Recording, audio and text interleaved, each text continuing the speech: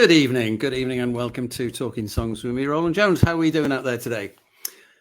Well, it was a sunny start to the day, and somebody said, "Yeah, you don't need to go abroad when it's like this, do you?" And I said, "Yes, the trouble with Manchester is like this in the morning, and at 2 o'clock it will be bleak." As it turned out, my prediction was entirely correct, and as I was coming out of the post office at 2 minutes, it chucked it down. Discuss. I don't know. It's a great place, Manchester. I do like Manchester a lot, I have to admit. It's just every now and then a little bit less of the rain stuff would be good. But there you go. So how everybody else doing out there today? What have you been up to? Anything exciting? Or has it just been a normal Tuesday? What is a normal Tuesday these days? I'm not sure really. Right. I can't remember when the last time I did this song was, but it's one of my faves, and I thought I would do it tonight because it just felt like it really. So this is a song called "Feeling Blue," which was written when I was listening to a lot of music by Leon Redbone, who, as those of you who've heard me say this story before will know, I'm a big fan of the man, the late great, and yeah, it's very much in his style, which was the sort of 20s, 30s, almost ragtimey New Orleans stuff. And this is "Am I Feeling Blue?"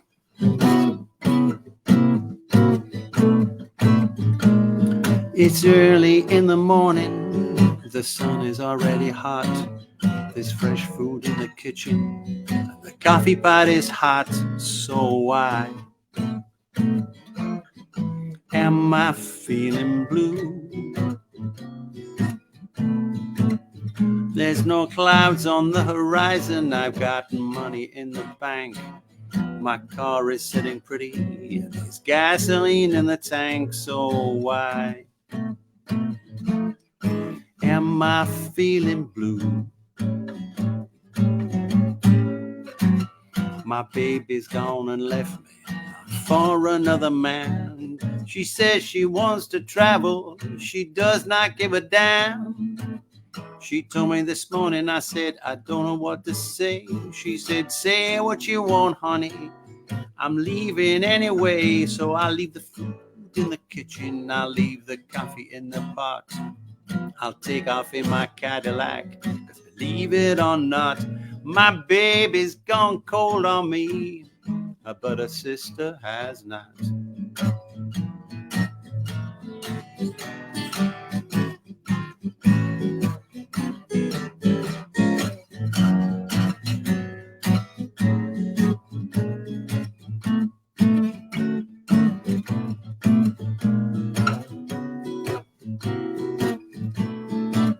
There are big fish in the river, there's grapes upon the vine. Last night we had a party, I had a real good time. So why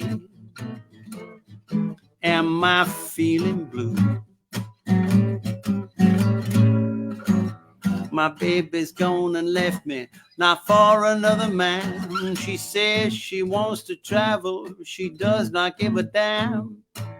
She told me this morning, I said, I don't know what to say. She said, you can say what you want, my honey, 'cause I'm gonna leave you anyway.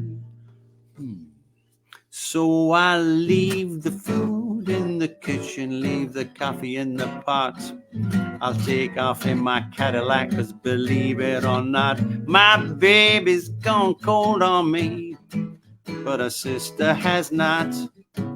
She has not.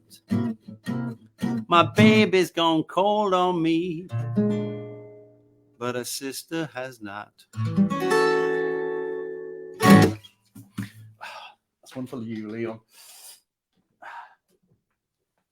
So, the thing about my guests on this show, excuse me, make myself comfortable. The thing about my guests is that I've met them in all sorts of different ways, and some that, you know, I've had in from the States was when we were over there, and some from Italy when I lived over there, and met a couple of rap artists on recently who I met in the pub around the corner. But quite often I get in touch with people and I don't know where they are. You know, I talk to somebody and think they're in the north of Scotland and they turn out to be in Stockport. Well, this person I knew was somewhere in somewhere in the area, as there was a big article about it in the local paper, and I thought, oh, that's worth checking out, seeing what she's about. And so we got in touch, and I invited her along. And the next minute, she turned up at one of my gigs, which was a lovely surprise. But it's also quite funny, because quite often with the internet, you've been chatting to people, and you kind of know them, but then you don't know them, and then you see them, and you think, oh. But anyway, so my guest for this evening is, and I'll just unmute her microphone, Linda Lamon.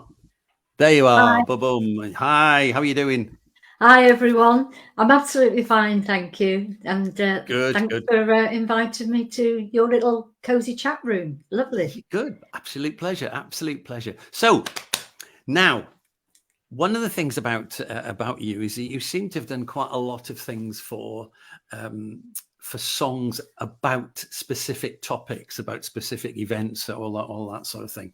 So I want to talk to you a bit about that. But first of all, just quickly, where did it all start for you in terms of songs and songwriting? Because I mean, I know that's your thing. You see yourself more as a songwriter than a performer, and Yes. you know that's the important bit for you. So tell us a little bit about where you came from.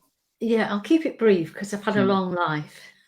but the very beginning, I suppose, for actual songwriting was when I was about 15 or 16, I think, and I'd written all these ditties, songs, inspired by the Beatles.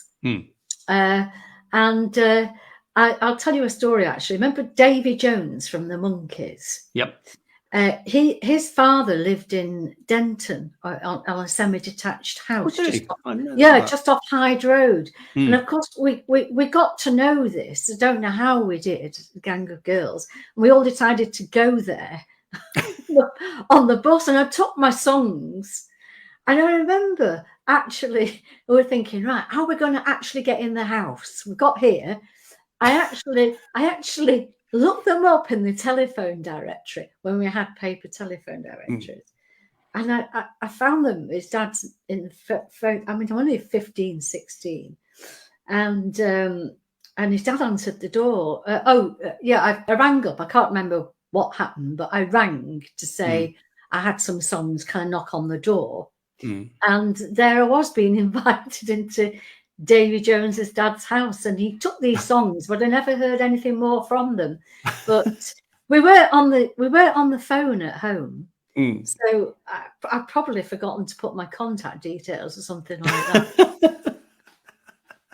But I from there, I really left it because I'd written to a few publishers and got the knockbacks and gave up, basically, and went singing in a band at the age of 18 professionally. So everything kind of went by the way until I got into my 30s and I started getting back into songwriting again.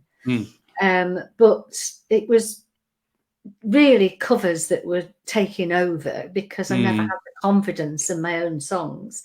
And then it was a young man in my band. I had my own band called Cash Carter and Co. Because we did Johnny Cash songs, you know. And he said, you know, you really should be writing your own songs, you know, they're good, you should be concentrating. But then my husband died, my second husband, and it was about 15 years ago now. And I decided to uproot myself, go to Dorset to shake up a few cobwebs, got a flat, a PRS-sponsored flat, rented my house out, and did just that. I started getting the songs together. So it all started for me about 10 years ago. Right, okay. To do it seriously. Yeah. Right, okay. I didn't realise PRS did things like that, to be honest. Yeah, if anybody fancies a flat in Dorset, in a village, there's always usually one empty. And I actually moved that next door to the guy that was in The Love Affair. He became a good friend, Lyndon. All right. Yeah, he was my next door neighbour. So it was, we had like this shared lounge, the grand piano and drums in there. So it's a really, really good experience for me, you know, to get with other musicians and start flashing stuff out. Yeah. Okay, then. So should we start with a song then? What's the first song going to be? Oh, I've just been singing you one, and if anybody's listening, or if anybody tunes in later, this is a song that I'm actually working on for my next album. And I wrote this quite a number of years ago, but I've just picked it up and decided to record it. And I'm not actually sure whether how much I've taken from something else. I was a big Ella Fitzgerald fan, you know, and I'm not a guitarist. I just do my chords. So anyway, it's a lesson for all women out there. There's a certain something in his smile. He says he likes you. Can he see you once in a while? You see no harm. You like his charms, but baby, it gets deeper. Easy come, easy go. Watch it, girl. Take it nice and slow. He's on the phone. You're on your own. Danger zone. The love you share is only there when he escapes his cozy lair. Can't give you love the way he should. So listen to me, listen to me good. He tried to tell you that you're the one. Together you'll have so much fun. You wanna believe, he'll try to deceive, and baby, it gets deeper.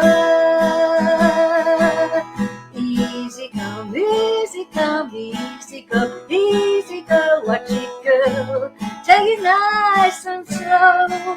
He's on the phone, he's on the phone. You're all alone, you're all alone. Danger zone. The love you share is only there when he escapes his lair. Can't give you love the way he should.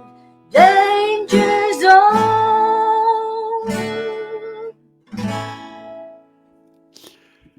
Excellent, excellent.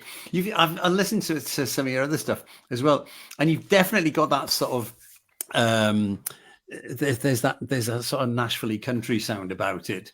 Was that a big inspiration to you? I mean, you were talking about Johnny Cash before. I've done a lot of bluegrass. I first discovered bluegrass in a place in Derbyshire. I can't remember, but it was in Derbyshire, and it was run by Tom Travis. And I'd never actually heard of bluegrass before, and I was absolutely blown away with it. But that's really not Nashville; it's more like American folk, and that's where I get the picking style from.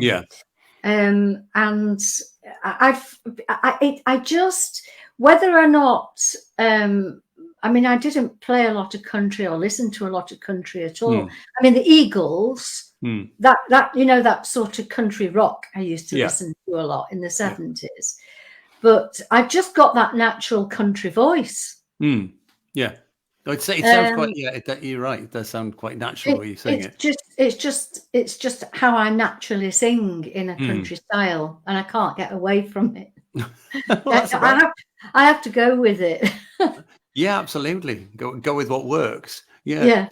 So what about, when you start writing things, do you, I mean, the there are sort of tried and tested routes of songwriting. There's the breakup stuff, there's all that sort of stuff, and the warning song like you've just done there, which is great. Do you find that you come at it with some idea of the melody first, or do you come at it with an idea of a story or a single line, or what? It's all of that. It's usually a single line that really sets it off, or an idea or a feeling. I mean, for that, I can't remember how I started that. Yeah, it was.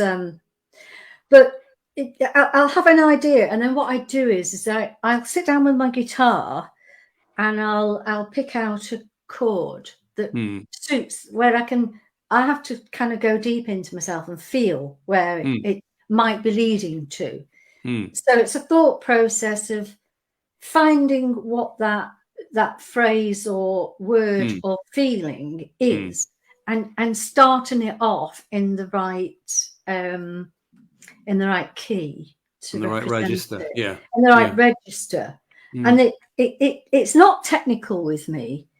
I find that when I first started at 15, 16 writing songs, it was mainly words, poems, and then I had a friend around the corner who did the music for me.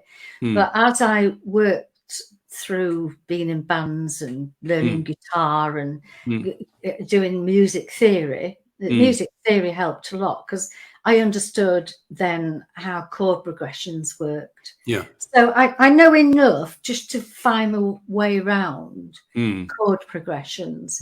And that's how I do it, really. I find myself way. And once you've found that root key, it follows through.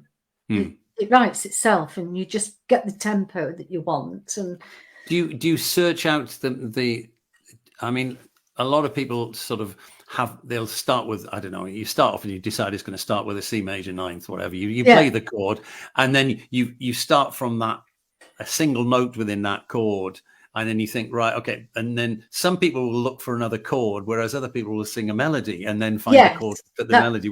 Which one do you do? Or does it vary?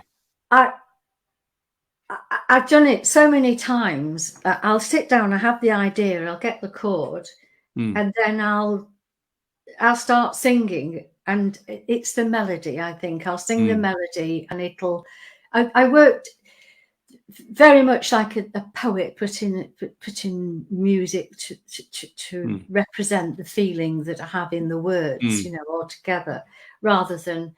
I mean, some people songwrite so differently these days.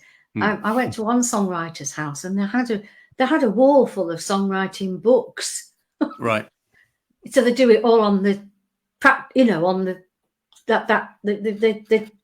the people sort of learn with methods and things. Well, I don't. I just come from the heart, really. Well, I recently, about 6 months ago, I signed up for a thing called the Songwriting Academy, and I found that was a bit formulaic, because they had this thing about, okay, well, you do two verses, then a pre-chorus, then a chorus, and then another verse, the pre-chorus, and then a always work like that. And I felt that, because when we worked in groups to do these things, and there was almost an inevitability in terms of where you were going with these songs, and to me, a lot of them sounded very, very similar because of this use. I mean, just the idea of the pre-chorus is a Mine just sometimes I start with the chorus first, if the feeling goes there. Sometimes I put a middle eight in if I feel it needs it. It depends on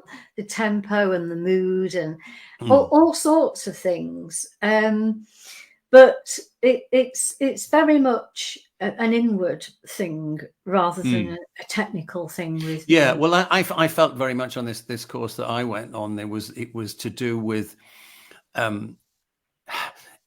hit writing. It's to do with this is the structure, this is how it works, this is how it goes, that's where it ends up. And I don't know, I mean, personally I sometimes write things which will just have two chords in for the entire thing. Other times the verse and the chorus have exactly the same chords. Other times a jazzier tune might have n number of chords in there. You know, I don't really think I have any sort of strict restrictions, and I think, you know, what you're saying is a similar thing. You think, well, what fits this particular idea? Yeah, that's right. Yeah. The other thing I wanted to ask you, I mentioned it briefly before, that you seem to have written quite a lot of stuff for specific reasons, for specific things. You mentioned the national. Sorry, what was it? International Year of Light. It's a mouthful, isn't it? Yeah, yeah. Tell us a bit about that. Well, during this journey of mine, while I was in Beer Regis in Dorset, I met Brian May. And I met him because he just bought 160 acres of woodland. And that was, we'll probably talk, I've gone on to that, so I'll briefly explain that and then go on to that because it leads on to it. And I wrote a song then because I was so pleased that I didn't know it was Brian May, that somebody had bought 160 acres of woodland. I wrote a song called The New Woodland Song, which is very folk, traditional, because I thought that's what it needs to be, oaks and all that. And he heard it, and I performed it for him for the actual opening of the of the tree planting. And so that was one that I did for a theme. He didn't ask me to do it. I wrote it, and he heard it and asked me to perform it. So he then invited me to a science festival in Tenerife.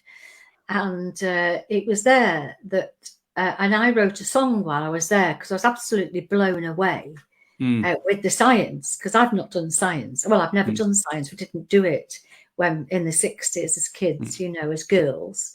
So I was blown away, absolutely blown away with the science. And closing the ceremony with was this soprano called Caterina Mina. And I mean, everybody was there, you know, sort of, and I thought she's the one that's going to sing this song, because we were there, you know. So we made friends. We had coffee. She lived in London. We met up in London. I said, I've written this song. It was on a tape or whatever. I don't think we even had smartphones then. It was 10 years ago, probably the very basic. And I said, I thought, well, she's not going to want to sing it. Anyway, she heard it. She said, I love it. We must record it. So I was actually looking online to find out if anybody had titled Rainbow of Light. That's what it was called. You know, when you're looking for a title for a song, you check out if anybody else has got it. Anyway, I came across this International Year of Light.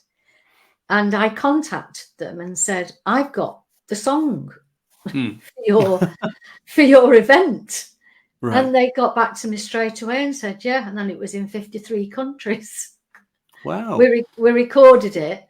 It went in the International Year of Light, which is UNESCO. And it's an organisation headed by UNESCO. And they used the song for events that were worldwide.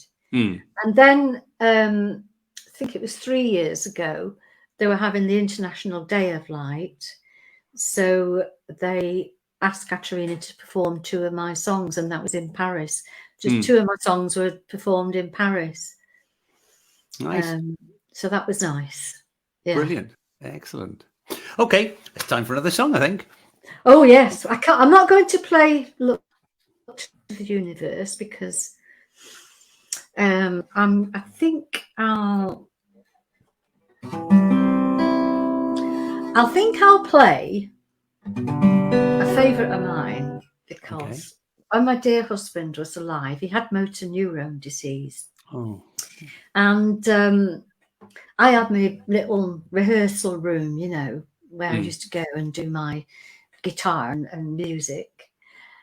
Because, I mean, even before he was ill, I'd get my guitar out and say, "Oh, I've just got such and such a thing to do," and he'd disappear into another room. And I said, "Don't you like my music? Don't you like my music?" "Yeah, but not when you're practicing, darling. You know." What a diplomat! Marvelous. So this is about all those. This is all about all those suffering partners of musicians.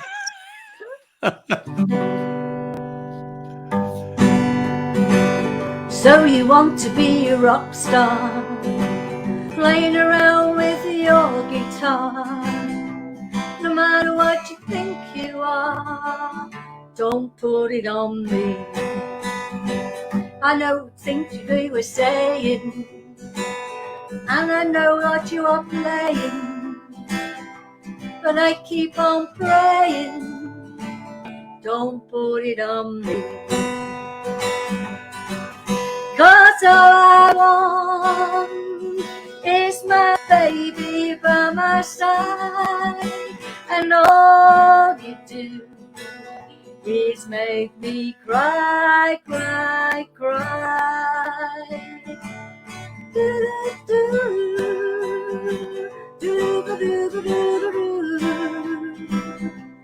No matter what you do, don't put it on me. So you think you are J.D. Crowe, playing strings on your banjo. But baby, all I know is don't put it on me. No matter what you play on, it always makes me want to run. So I'm begging you on, don't put it on me. 'Cause all I want is my baby by my side, and all you do is make me cry, cry, cry.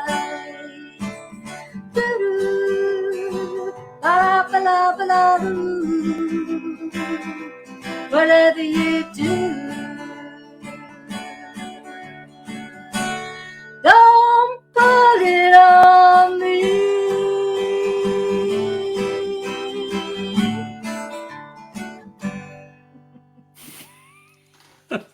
Excellent. So again, the you know, I was asking before about the sort of country influence, the way you punctuate songs and the way you stretch lines as you did in that, and you hold them and you pause the song effectively. I mean, that's a very much a sort of country thing, isn't it? Yeah, I do. It seemed to have settled into it. I mean, that was from my About Time 2 album, I think. But I've done 2 albums. The first one, About Time 1. I mean, I started these albums in lockdown because I'd spent all this time in Dorset getting songs together, but didn't actually get round to recording them. And I decided in lockdown that was the opportunity.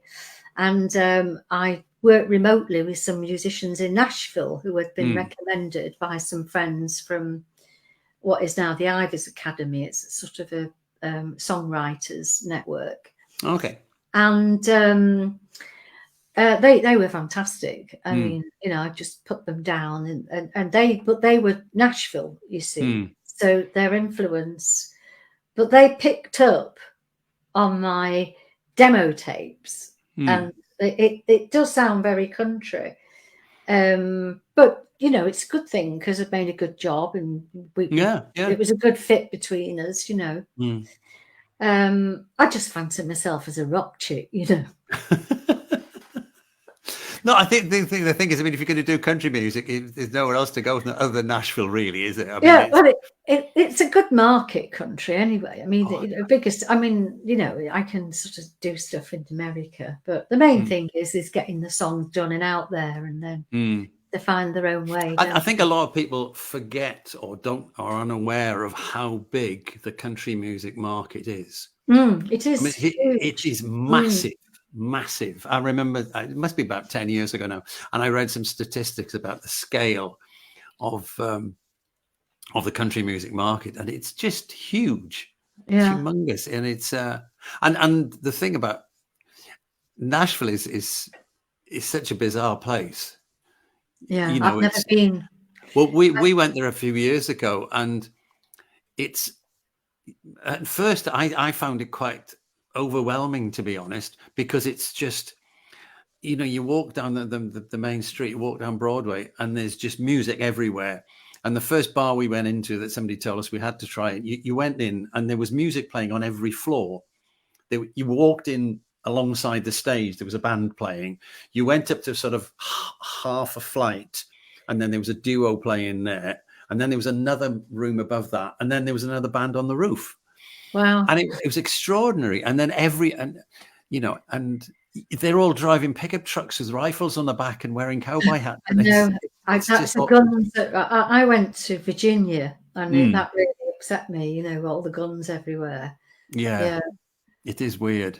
It is weird. And I remember we were driving from Nashville to down to Mississippi with the radio on in the car, listening to some of the American stations, and and this advert came on saying, if you want to find a gun that matches your personality, come to Billy Bob's gun store or something. It was called. Oh God Almighty! But it was quite funny because it is a part of their culture. Yeah. Somebody famously said that America was conquered by people with a gun in one hand and a Bible in the other. Yeah. And it's certainly true. I don't know what Virginia's like. I don't know. It's a bit like that. Yeah. Well, Yeah. it is. Yeah. It's very much even more so, I think. Yeah. Is it?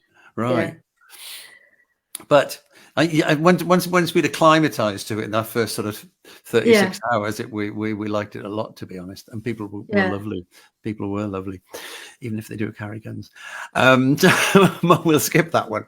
So have you done any other projects like this, like the I mean, because that one seemed to snowball. You know, you started off by doing a bit of this, and you meet somebody else, and you do that. Is that do you? Well, I spent 3 years collaborating with Katerina, and I did a couple of a couple of more songs for Brian's charity, because I write little children's songs as well. All right. So I've done some children's events with hedgehogs and things for Brian, and and then it was towards the end of collaborating with Katerina, because we went, you know, sort of all over the world really, performing these songs, and then I decided, lockdown came, and then I decided to record. I've spent since beginning of 2020 just concentrating on getting all my tracks done, and it's really taken up a lot of my time. And promoting them and getting them out there, you know.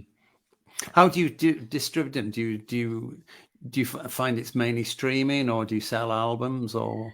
Well, I go through horror, so I do stream them. Yes, I've not actually been organised enough to get my band together yet. I do intend to do that, and of course nobody's been able to gig anyway while we've been in lockdown.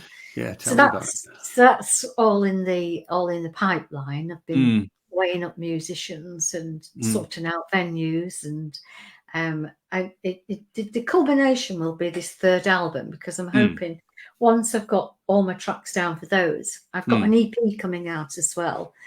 You can tell how hard work. I've got an EP coming out in June, and that's all songs about the cosmos. Oh yeah. You mentioned that the other day when we were talking. I think you'll find it very difficult to find my country voice in the Twinkle Twinkle Little Star one, because I've done a reply to Twinkle Twinkle Little Star. I thought, we've got all these years and people have been asking Twinkle the Star who they are, so I'll do a reply. So I've done it, and it's with cello. It's just cello and guitar. It's lovely. It's a nice little tune. So I do pop as well. So there are songs on my albums. If you are on Bandcamp, if you went on there, you'll see that there is a lot of country sounding ones, but there's also a lot of pop, rock and country. Right. Okay. Not country, pop rock and yeah, pop and rock. Yeah. Right. So that's the. So if people go to your website, presumably that'll give all the links to Bandcamp, etc. Yeah. Yes, it's got all the details on there. Yeah. And you know where I'm up to. It's got some links to my Bandcamp and some radio interviews I've had. Yeah. So what's the you said there was one album was called About Time 1, and now you and then it was About Time 2. Is there a theme to the albums apart from the title, or is it well are they about collections of songs? About Time 1 was really, you know, they were recorded in Nashville, so and I did the vocals in Chawton at Airtight Studios. Oh right, yeah. But the About Time, nice studio. Yeah, About Time 2, I decided to record in Bath with Josh Clark at Get Real Audio, because he does all the sound at a lot of festivals in the UK, and he's a really good engineer. But I thought he was better for the more folk acoustic type stuff, which is on the About Time 2. So the About Time 2 is mainly more acoustic, bluegrass, and kind of experimental stuff. So it's just different. So that's how I put them together differently. And the third one is R&B.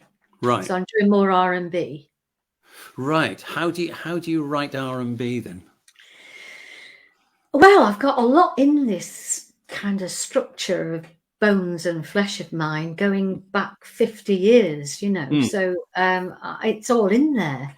Yeah, but I mean, I don't mean the feel of it. I mean, how do you physically record it? Because I mean, it's not R&B is not really a sort of acoustic guitar sort of approach, is it? Piano, double bass, and drums. That's it. All right, okay. Tracks with. I've just done one, "Faint-Hearted Woman," and that's coming out as a single, I think. Just had it mastered. I don't know what I'm doing, to be quite honest with it at the moment. It's there, done, finished.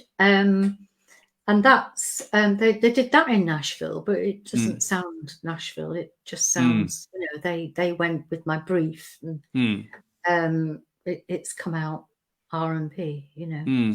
So when you're writing, I'm interested in this because you know I can understand the songs that you've played so far. I can understand how you would write those on guitar, but I'm just trying to envisage how you go about writing something for an R&B setup using. Do you write on piano and then add bass to it, or what? No, I just I write. I get the tempo, and I get the words, and I get the chords, and then I record the guitar in time on GarageBand, and then I do the vocals. So I've got the melody. So I've got the melody and the chords, and the musicians I work with improvise around that right. melody. Okay. Yeah, I'm with you. Yeah. Yeah. Oh, cool.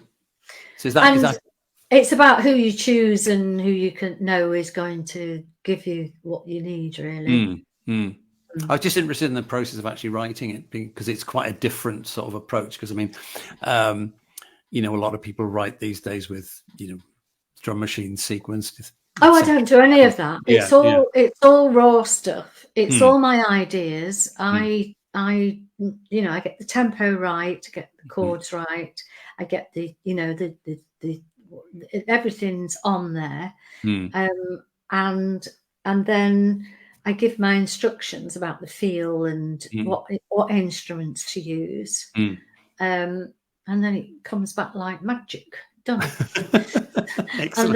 and then I do the vocal, which is often the difficult part, because I've got myself to get my head into it and do the harmonies. I do all my own harmonies as well. So I have the song in my head how I want it, and then the difficulty is communicating it to others. Yeah. and sometimes you have to accept it's not going to be exactly what you want. But sometimes other people's ideas are actually quite good, you know. Oh yeah, yeah. You know, they think, oh yeah, I never thought about that. That's quite good. I think one of the issues with material. I mean, we talked about Airtight before. I did an album there 4 years ago, and I did it with a producer, and we talked about this. I said I've never worked with a producer before and handed it over, sort of thing, and he said, "Well, how do you see it working?"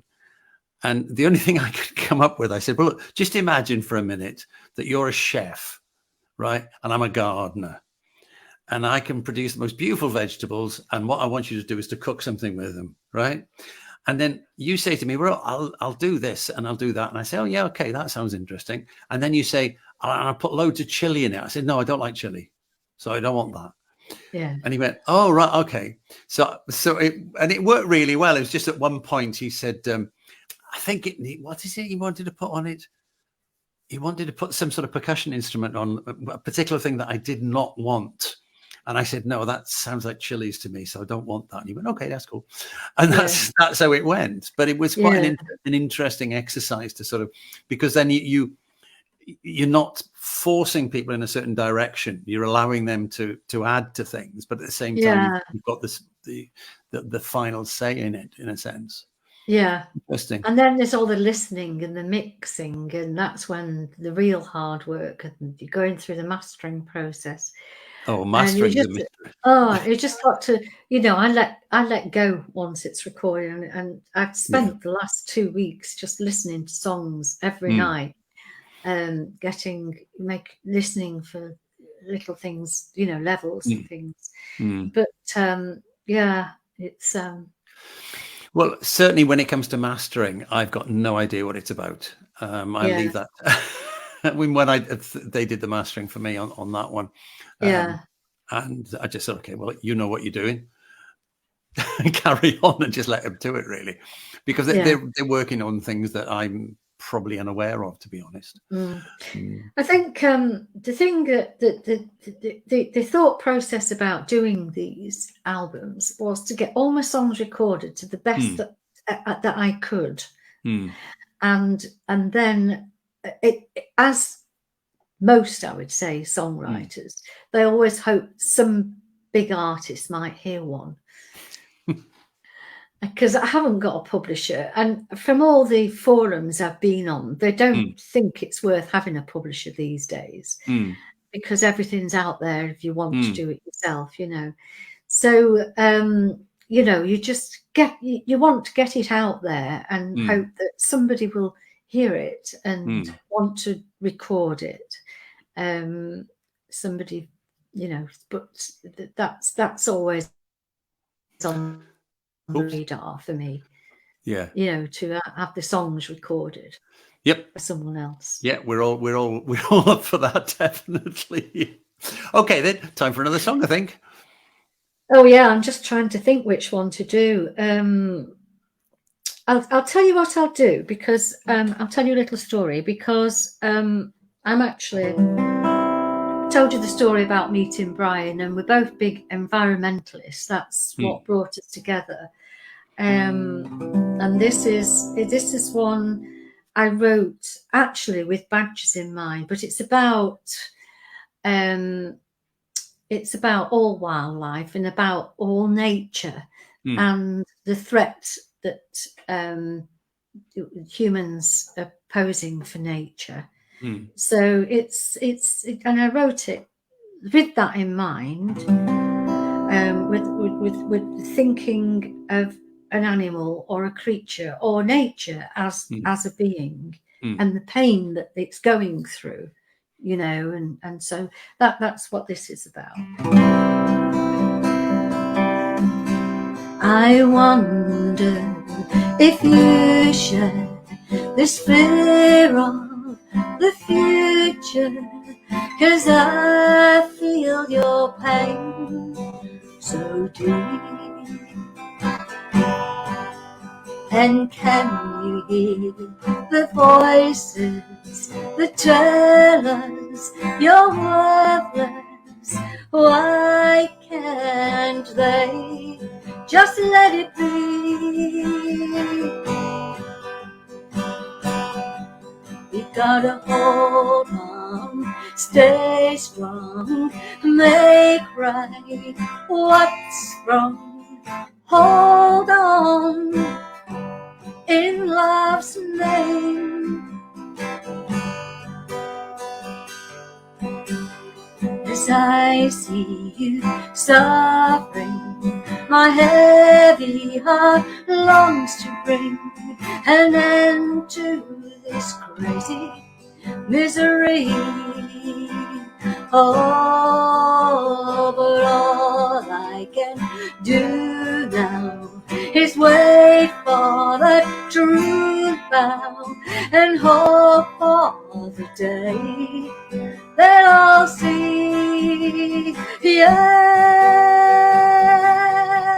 we gotta hold on, stay strong, make right what's wrong. Hold on in love's name. We gotta save our planet, replant trees, make habitats for birds and bees.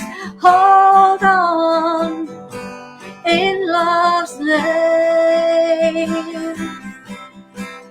Hold on in love's name. Nice. That's the one that's got the that's on YouTube, isn't it? The That's film on you. with the bees and everything. Is that right? Oh, it might be. Yeah. I recognize the line about hold on, strong, put right what's wrong. It's I actually wrote that as a rock tune. But you see, because I'm limited in my playing, and I haven't got a band. If I was going to,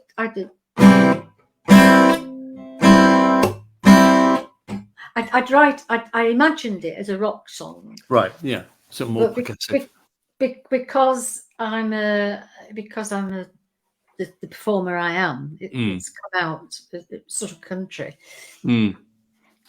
rock, if you like. So the double bass. Are you going to tell us a story about the double bass? Oh yeah, the double bass.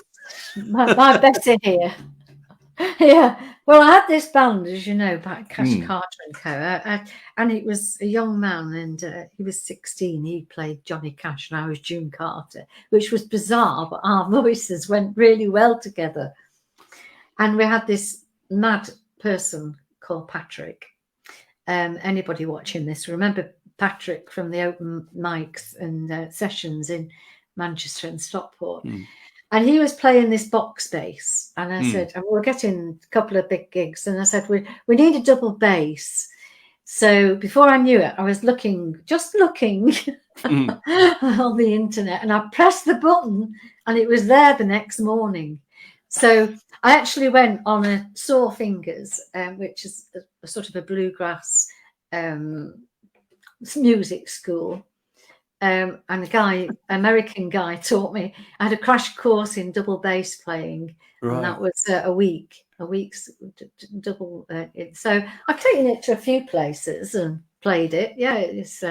I'm all right. 3 chords, G, D, and. Well, it's a massive instrument to be lugging around, though, isn't it? Let's be fair. It's quite lightweight, actually. Oh yeah, but it's just the physical nature of it, you know. Especially if you have to go upstairs, you know. Anyway, yeah. So it's been good fun, but I have it here, and the grandchildren play it when they come round.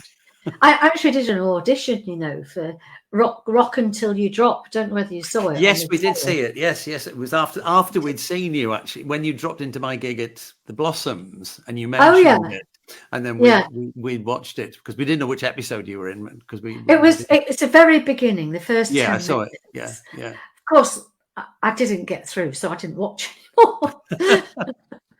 But when they did the auditions, the first auditions, because I had to pass about 3 auditions before I went to the actual filming. And they auditioned me here at home, and they said, "Well, what else can you play?" I've got a double bass, so I did part of my audition was playing the double bass. But they haven't given up on me.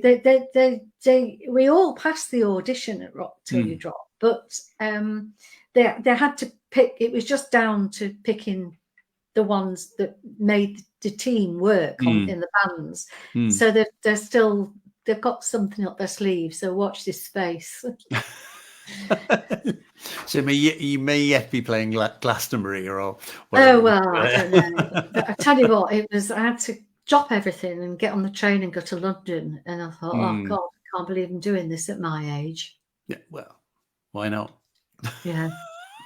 Why not? It's the only answer I have for that one. Okay, do you want to do one more song for us? Or another one? Oh, what can I do? Right. I'm going to do one that's very Eagles, reminiscent of the Eagles. This was inspired by them, and the story very quickly. The story behind it is I mentioned Linton, my next door neighbour. He was in a love affair. They were very supportive because I was going through a very rough time emotionally.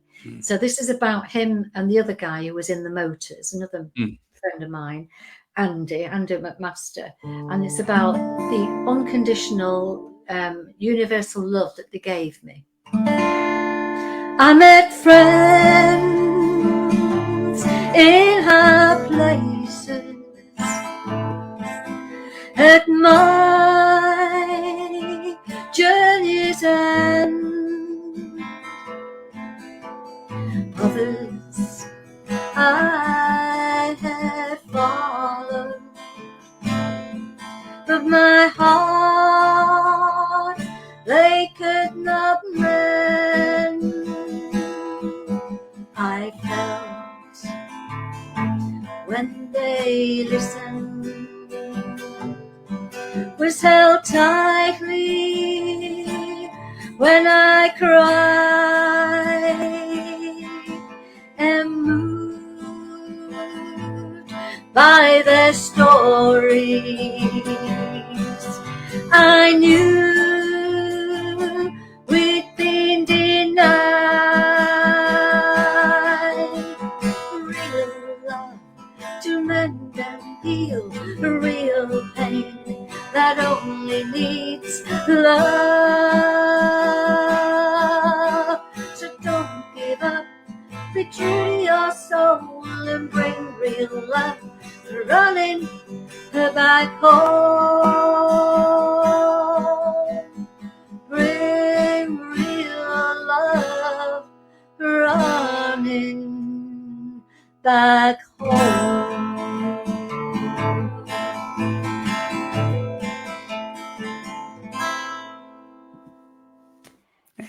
Excellent. Well, thanks for joining us. Despite all the technical problems we had, it all worked well in the end. Yeah.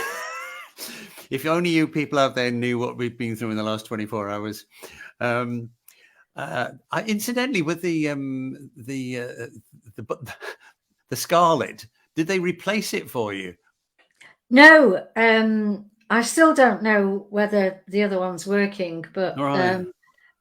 no, I think this is the modern one. This is definitely working. I can see the green light coming on. Yeah. But for anybody out there, my garage band wasn't picking up on the sound, and I went on a forum online, and a guy advised copy and pasting a track, and I did that, and sure enough, the sound came on. So I don't know whether it was something to do with that. Through GarageBand, it was a mystery, but we've got there. So thank you in the end. Thank you very much, Roland. A pleasure, Linda. And thanks for joining us. Look after yourself, and best of luck with the album. Yes, thank you to everybody for watching and listening to all the stories and listen to the songs. Brilliant. All right. Okay, keep in touch. Bye. Okay, bye. Okay. Oh, was that all right? They did. We did have a lot of problems this afternoon, and last night with the technical side of it. But we got there in the end. The problem is with modern technology, you don't quite know where you're going with it, really. Sometimes, well, I don't anyway. So that's it from me for this week, and that's